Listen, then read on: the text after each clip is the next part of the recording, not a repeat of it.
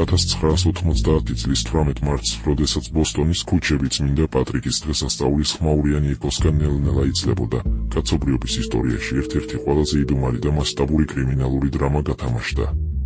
იზაბელა სტიუარტ გარდნერის მუზეუმის ვენეციური სტილის სასახლეში, სადაც საუკუნეების მანძილზე შექმნილი გენიალური ტილოები მშვიდად განისვენებდნენ, ორმა ჩრდილმა შეაბიჯა.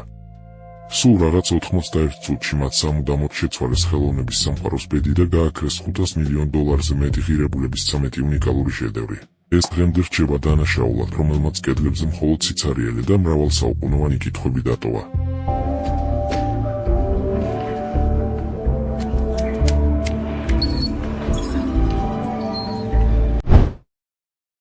ღამის პირველი საათი სრულდებოდა. მუზეუმის ძველებურ მდუმარე დერეფნებს ორი ახალგაზრდა, გამოუცდელი დაცვის თანამშრომელი აკონტროლებდა.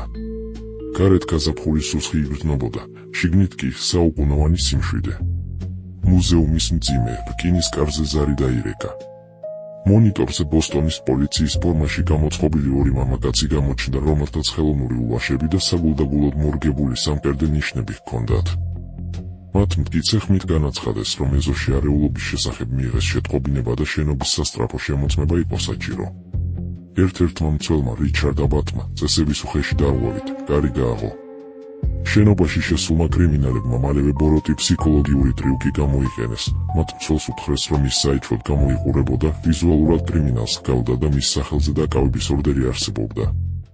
როდესაც დაბნეული და შეშინებული ახალგაზრდა განგაშის ფარულ პულტს მოშორდა, რათა თავისი საბუთები ეჩვენებინა, მას ზურგს უკან ბორკილები დაადეს და კედლისკენ შეაბრუნეს. მალევე მახეში მეორე მცველიც გაება, რომელიც მორიგეობიდან ახალი დაბრუნებული იყო. თავდამსხმელებმა ორივე ახალგაზრდას თვალები, სახე და პირიწებოვანი ლენტით საგულდაგულოდ დაუწებეს და მიწისქვეშა სარდაფში, ერთმანეთისგან მოშორებით, ჟანგიან მილებზე მიაბეს. მუზეუმი სრულიად დაუცველი დარჩა ბოროტმოქმედთა ნება-სურვილის წინაშე. ძარცველებმა ზუსტად იცოდნენ, სად მიდიოდნენ, თუმცა მათი მოქმედება საოცრად უხეში, ვანდალური და ბარბაროსული იყო. მათ კარგად უწყობდნენ, რომ მუზეუმის ინფრაწითელი მოძრაობის დეტექტორები მათ ყოველ ნაბიჯს აფიქსირებდა, მაგრამ ეს არ ადარდებდათ, რადგან განგაში მხოლოდ შიდა პულტზე ირთვებოდა და პოლიციაში სიგნალი არ გადაიცემოდა. უძვირფასესი ტილოები მათ ჩარჩოებიდან მჭრელი დანით უხეშად და ნაჩქარევად ამოჭრეს, რითაც საუკუნოვან ტილოებს გამოუსწორებელი ზიანი მიაყენეს. საგანგაშო სისტემის ხმები კი, რომლებიც შენობის ერთ-ერთ დარბაზში აუტანლად აუწყებდა საფრთხეს, უბრალოდ ხელსაწყოების დამსხვრევითა და სადენების გადაჭრით ჩაახშვეს. მათ დიდი დრო დაკარგეს რემბრანდტის მძიმე ჩარჩოების დამსხვრევაზე. ძარცველებმა ორჯერადი რეისით გაზიდეს ნაძარცვი ნივთები იქვე გაჩერებულ ავტომობილში. სანამ წავიდოდნენ, მათ სათვალთვალო კამერების ვიდეოკასეტები და შიდა კომპიუტერის ამონაწერებიც თან გაიყოლეს, რათა კვალი სრულად წაეშალათ.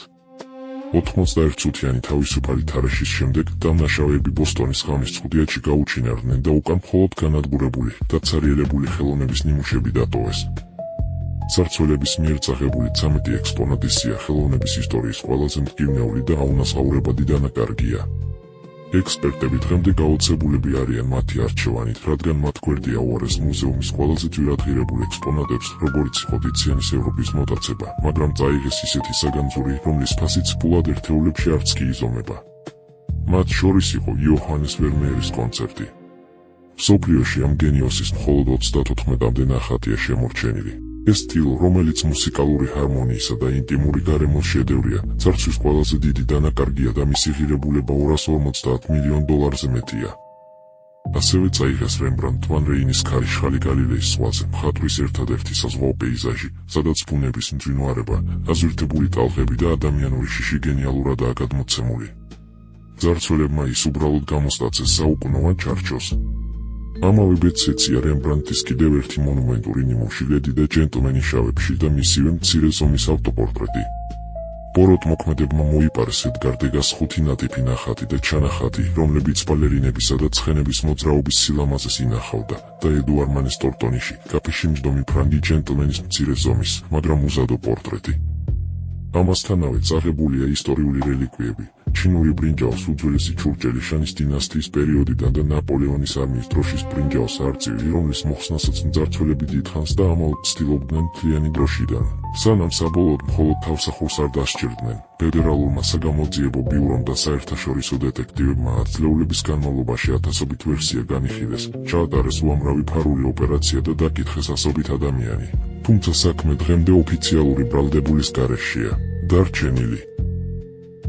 გამოძიების პირველ ეტაპზე აგენტებმა ყურადღება მიაქციეს იმ ფაქტს, რომ ძარცვის ღამეს მოძრაობის დეტექტორებმა დამნაშავეთა შესვლამდე მუზეუმის კარების გაღება დაფიქსირეს. ეჩვის ჭრდილი დიდხანს ატვა დაცვის წევრს, რიჩარდ აბატს. გაირკვა, რომ ძარცვამდე რამდენიმე წუთით ადრე მან მუზეუმის კარი წამიერად გააღო და დაკეტა, თითქოს გარეთ მყოფთათვის საიდუმლო ნიშანი უნდა მიეცა. გარდა ამისა, იგი იყო ერთადერთი, ვისი მოძრაობაც დეტექტორებმა იმ დარბაზში დააფიქსირეს, საიდანაც მოგვიანებით მან ეს ნახატი გაქრა. მიუხედავად ხანგრძლივი მრავალწლიანი დაკითხვებისა და პოლიგრაფზე შემოწმებისა, მისი პირდაპირი ბრალეულობა და კავშირი კრიმინალებთან ვერ დამტკიცდა. ძირითადი და ყველაზე მყარი ეჭვები ბოსტონის სასტიკ კრიმინალურ მიწისქვეშეთსა და ადგილობრივ მაფიას უკავშირდება. ფედერალური ბიურო მივიდა დასკვნამდე, რომ ძარცვა ადგილობრივი გავლენიანი მაფიის კლანის მიერ იყო ორგანიზებული, რომელსაც კარმელო მერლინო მეთაურობდა. სავარაუდო შემსრულებლებად მიიჩნეოდნენ დანაშაულებრივი სამყაროს ცნობილი წევრები რობერტ გუარენტე და ბობი ჯენტილე. გამომძიებლები ფიქრობდნენ, რომ ნახატები ფილადელფიაში გადამალეს შავი ბაზრის მეშვეობით გასაყიდად.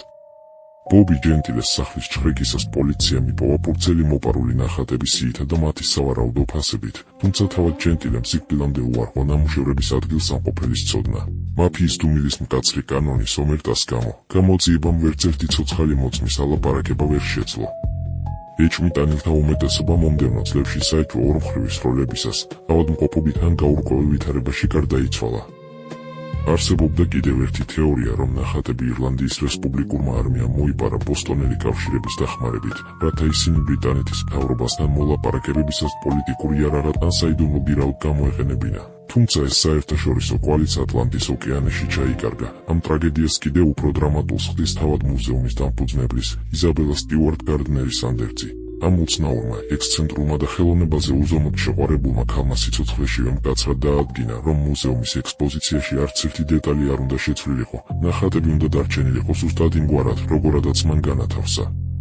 თუ რომელიმე ნახატს ადგილს შეუცვლიდნენ ან კოლექციის მთლიანობას დაარღვევდნენ, მუზეუმი უნდა დახურულიყო, ხოლო მთელი საგანძური პარიზში, აუქციონზე გაყიდულიყო. სწორედ ამ მკაცრინების გამო მუზეუმის ადმინისტრაციამ მოპარული ნახატების ადგილას ცარიელი ჩარჩოები დატოვა. დღეს ეს დაცარიელებული სივრცეები მუზეუმის ყველაზე მრავლისმეტყველ ექსპონატებად იქცნენ. ისინი კედლებიდან მნახველებს შეჰყურებენ, როგორც უსიტყვო მონუმენტები ადამიანური სიხარბისა, უპასუხისმგებლობისა და კულტურული ტრაგედიისა.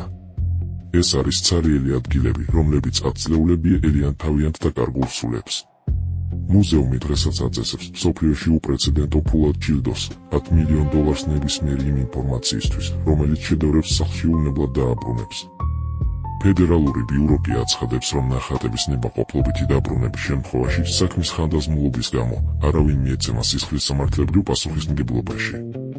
თუმცა დრო შეუჩერებლად გადის და მათი პოვნის იმედი ნელ-ნელა ქრება.